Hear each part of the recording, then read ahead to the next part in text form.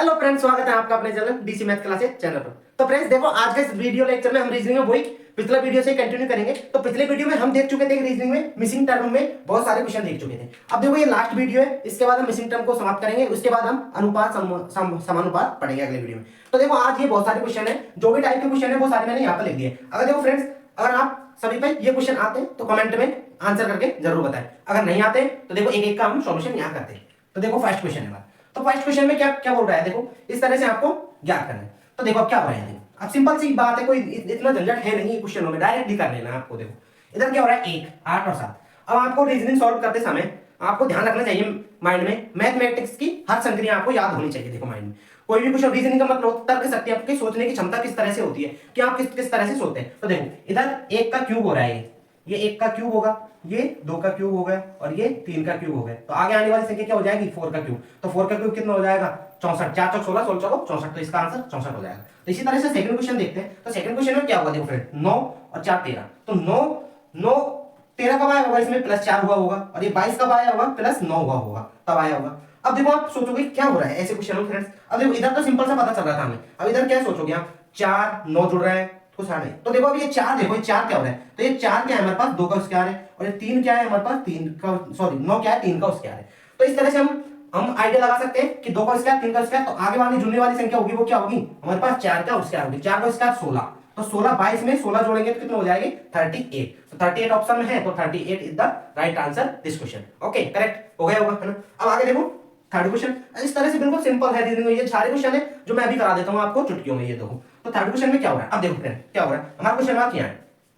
तो हम इधर देखेंगे, अब इनका डिफरेंस लेते हैं एक बार। तो 34 से 46 गया तो 12, है ना, 12, और इधर ये भी 12 प्लस हो रहा है, इसमें 12 प्लस हो रहा है। तो अब हम सोचोगे कि आप आने वाली संख्या क्या होगी, 12, इस तरह से सोचोगे। तो देखो 58 और 12 कितने हुए, 60 70। तो 70 ऑप्शन में है क्या, किसी में नहीं है ना। तो अब क्या करेंगे हम इसके लिए, हम ये भी तो हो सकता है ना हमारी कंडीशन कि 12 यहाँ भी तो प्लस हो सकता है, कि यहाँ भी कोई संख्या होगी तो उसमें 12 प्लस होकर 34 आएगा। तो वही हो रहा है देखो यहाँ पर, अगर यहाँ हम 22 रखेंगे तो 22 में +12 होगा तो 34 आ जाएगा। तो इसका राइट आंसर क्या हो जाएगा, C is the right answer this question, है ना।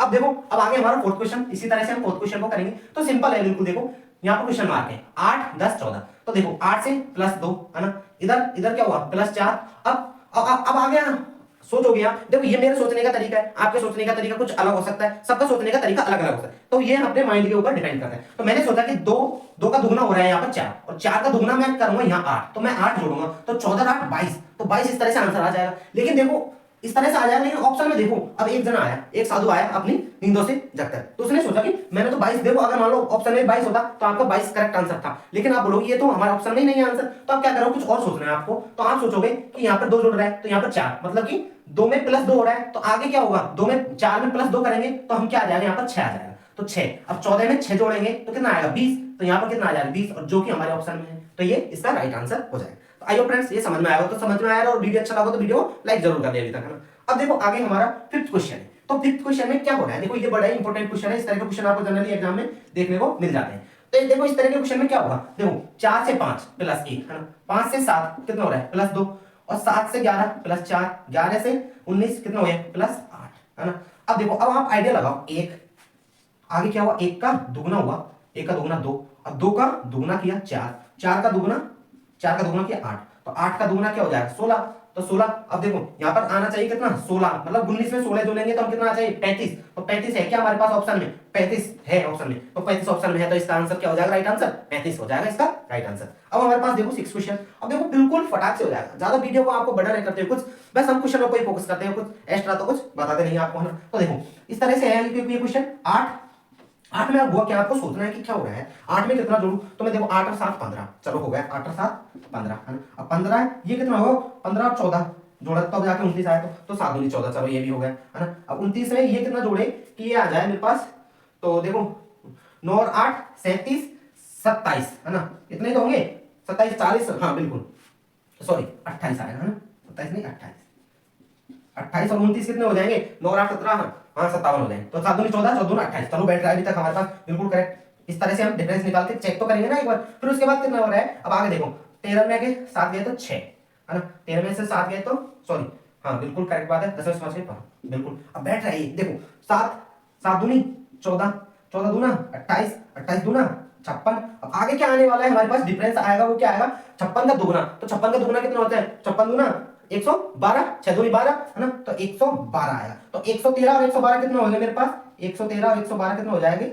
225। तो 225 इसमें है क्या, देखो बिल्कुल करेक्ट आंसर 225। अब देखो अब एक आया, एक फ्रेंड्स आया, उसने कुछ और सोचा, एक स्टूडेंट आया, फ्रेंड्स आया, जो भी है, मैं देखो जनरली आपको सबको फ्रेंड मानकर ही आपको पढ़ाता हूं, मैं एक स्टूडेंट की तरह नहीं पढ़ाता, आपको एक फ्रेंड की तरह ही पढ़ाता हूं मैं, है ना। तो देखो अब एक जना है, उसने क्या सोचा, नहीं मैं तो ऐसे करूंगा, 8 दूनी 16 किया, मैंने दुगना किया, 8 दूनी 16, तो 16 में से 1 किया 15 आ गया, है ना। अब फिर वही किया, 15 दूना 30 किया, उसमें से 1 घटाया 29 आ गया, 29 दूना कितना किया दुगना किया, 29 दूना 58 में से 1 घटाया कितना 57 आ गया। अब 57 दुगना किया तो 114 में से 1 घटाया। इसी तरह से इसका किया 113 में से दुगना किया, 113 का दुगना किया, 113 का दुगना 226, उसमें से 1 घटाया कितना आया 225। तो तब भी आपका आंसर करेक्ट आंसर 225 आया। तो मैं बता रहा हूं फ्रेंड कि रीजनिंग का मतलब ये होता है तर्क शक्ति, हिंदी देखोगे ना रीजनिंग का तर्क शक्ति, तो मतलब हर एक माइंड की, हर एक स्टूडेंट की अलग अलग सोचने की क्षमता होती है। तो वो यहाँ पर हमारा क्या आता है आंसर निकल के आता है। अब देखो आगे हमारा फ्रेंड्स, अब आगे देखो ये वाले क्वेश्चन है ना, ये वाले क्वेश्चन है ना, ये 8वां क्वेश्चन हो जाएगा, ये आपका 9वां क्वेश्चन।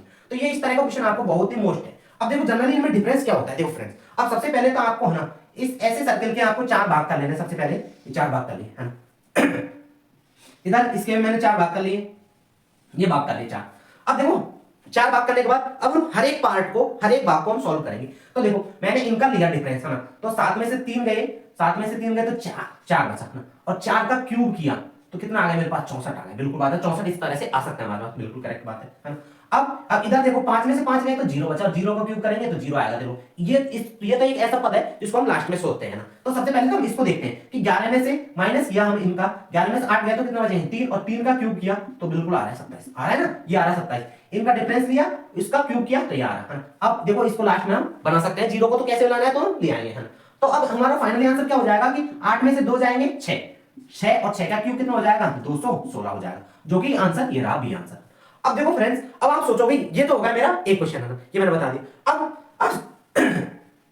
अब देखो सेकंड क्वेश्चन है हमारे पास, सेकंड क्वेश्चन में क्या होगा, सेकंड क्वेश्चन में देखो इसी तरह का सेम क्वेश्चन है। अब इसमें आप थोड़ा चकरा जाओगे कि आप ये तो सेम क्वेश्चन है, इसमें क्या करो, तो आप ना जल्दी जल्दी में क्या करोगे, कुछ गलतियां कर दोगे और आप डायरेक्टली आंसर दे दोगे। आप देखो जैसे मैंने इसमें बताया, इसमें कर दोगे आप, तो 7 में से 3 गए तो 4, 4 का क्यूब कितना आ गया 64 आ गया, आपको ये मिल गया। और इधर करेंगे 5 में से 5 गए तो 0, और 0 का क्यूब कितना आ गया 0 आ गया, और आपने ये देखा नहीं और आंसर कर दिया डायरेक्ट टिक, क्योंकि इसमें भी देखो 216 है, इसमें भी कर दिया आपने टिक 216 है। आप राजी होकर जरा आगे कि हमारा क्वेश्चन सही है। लेकिन आप देखो अब आपने गलती कहां पे की है वो देखना आपको।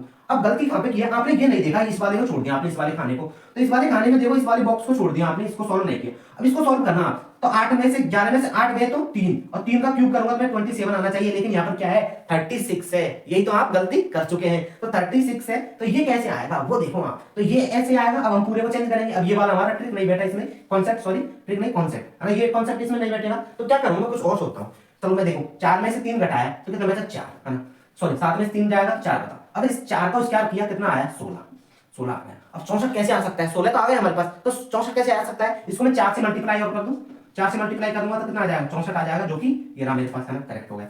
अब ऐसे मुझे 36 लाना है कि 36 आ रहा है नहीं आ रहा, तो देखो और बाकी का 0 तो हम कैसे ले जाएंगे, है ना। तो इधर देखो 11 में से 8 गए तो 3, है ना, 3, उसके बाद क्या किया था मैंने 3 का स्क्वायर किया था 9, 3 का स्क्वायर होगा 9, और उसके बाद क्या किया था मैंने गुणा 4, तो 9 गुणा 4 इक्वल टू 36 आ रहा है 36 आ गया 36, बिल्कुल करेक्ट बात, 36 आ गया। तो इसी तरह से अब 0 को तो हम ले आएंगे, सिंपल सी बात है, 0 को स्क्वायर करो और स्क्वायर के बाद क्या आएगा 0 आएगा, 0 को गुणा 4 से करेंगे तो भी 0 आएगा, तो 0 आ जाएगा। तो इस तरह से जो हमारा फाइनली आंसर निकल के आएगा, अब आप देखोगे यहां से कुछ और निकल के आएगा। देखो 8 में से 2 गए तो कितने बचेंगे 6, और 6 का स्क्वायर किया तो 36 आया, और 36 इंटू 4 करेंगे हम, तो 36 इंटू 4 करेंगे तो आंसर कुछ और निकल के आएगा। तो देखो 6 चौको 24 और 4 3 12 2 14, तो आंसर कितना निकल के आएगा मेरे पास 144 आंसर निकल के आएगा। अब इस आंसर को आपको नहीं लिखना है, तो बस ये आपको डिफरेंस है इन क्वेश्चनों में। अब देखो फ्रेंड्स हमारे पास लास्ट क्वेश्चन बचा है, तो आप इसको तो आप सॉल्व करके ही कमेंट करके आंसर बता सकते हो ना, इतना तो फर्ज बनता है आपका। तो इसका आंसर आप कमेंट करके जरूर बताएं, और वीडियो अच्छी लगे तो वीडियो को लाइक जरूर करें।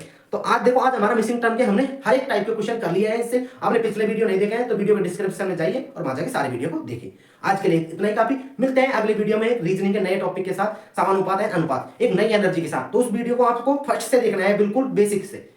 तो आज के लिए इतना ही, थैंक यू, जय हिंद, वंदे मातरम। मिलते हैं अगले वीडियो में, तब तक देखते रहिए डीसी मैथ क्लासेस पर रीजनिंग।